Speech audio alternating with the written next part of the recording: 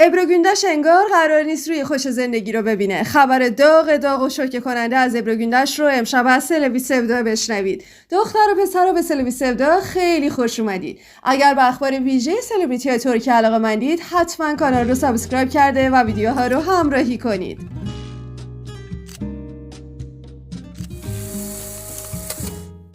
سلبریتی ها و هنرمندای ترکیه خیال آروم گرفتن ندارن و به هر نحوی باید سرتیتر اخبار باشن. یکی مثل حادثه با بازی کردن تو سریال های مثبت 18، یکی هم مثل ابرو گوندش با ازدواج های مکرری که ختم به جدایی میشه.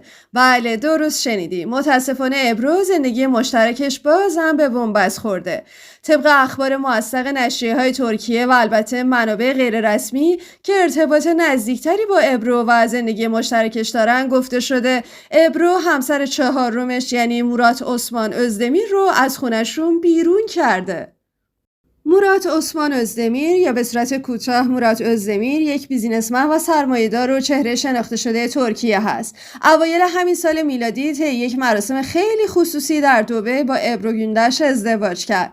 البته یک ویدیوی مفصل قبلا در این رابطه ساختیم و توضیح دادیم که چطور افشا شد که ابرو تو ازدواج چهارمش هم متاسفانه وارد یک زندگی دیگه شده و باعث جدایی مورات از همسر قبلیش یعنی سلین شد و تونسته باهاش ازدواج بکنه. حتما اون ویدیو رو هم ببینید.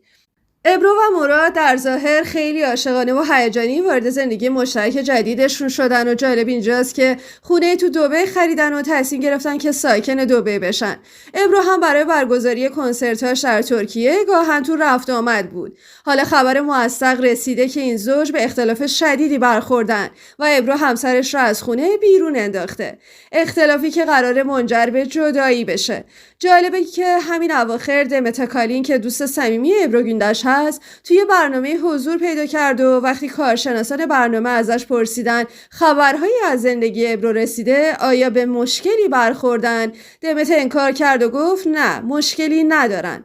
من با ابرو تلفنی صحبت کردم و اون گفتش همه چی روی رواله.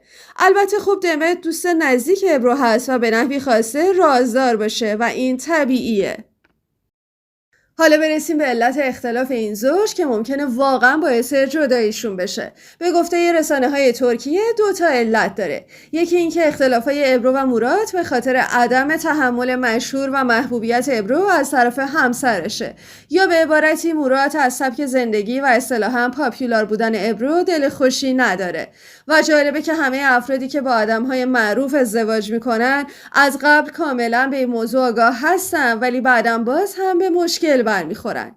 ولی علت اصلی جداییشون که بر سر زبانها افتاده بسیار عجیبتر و برگریزونتره.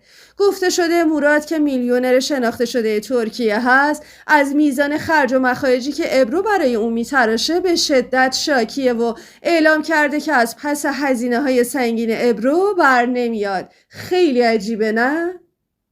ولی ماجرا اونجایی عجیب‌تر میشه که رسانه‌های ترکیه میگن مورات özdemir در واقع دروغ بزرگی به ابرو گفته، چون همسر قبلی ابرو یعنی رضا زراب ثروتمند بوده. مورات هم با تظاهر به اینکه بسیار ثروتمند هست ابرو رو گول زده و با طلاق گرفتن از همسرش با ابرو ازدواج کرده و حالا با گذشت چند ماه از زندگیشون معلوم شده که مورات آنچنان که ادعا می‌کرده سرمایه و ثروتی نداره و احتمالاً این واقعیت ابرو رو از زندگی مشترکشون سرد کرده.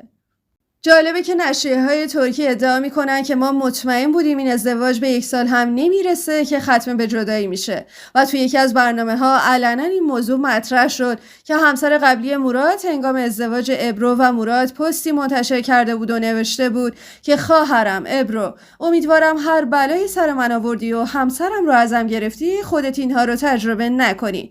و خب کارشناس برنامه میگه دقیقاً ابرو دچار کارما شد و این کاملا قابل پیش بینی بود. شما چی فکر میکنید؟ قسمتی از حرفای کارشناس برنامه رو با هم دیگه ببینیم.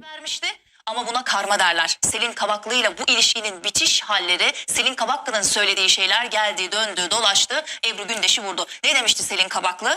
Ebru abla umarım yaşadıklarımı yaşamaz. Ben evliyken evliliğimi bitiren isim Ebru Gündeş. خلاصه ازدواج چهارم ابرو گندش که تقریبا فقط 9 ماه ازش گذشته رو به اتمامه و حتی مراد خونه مشترکشون در دبی رو ترک کرده و مدتی تو هتل اقامت داشته و حتی منابع گفتن که مراد پیشاپیش کارهای دادگاه و وکیل جهت طلاق رو انجام داده.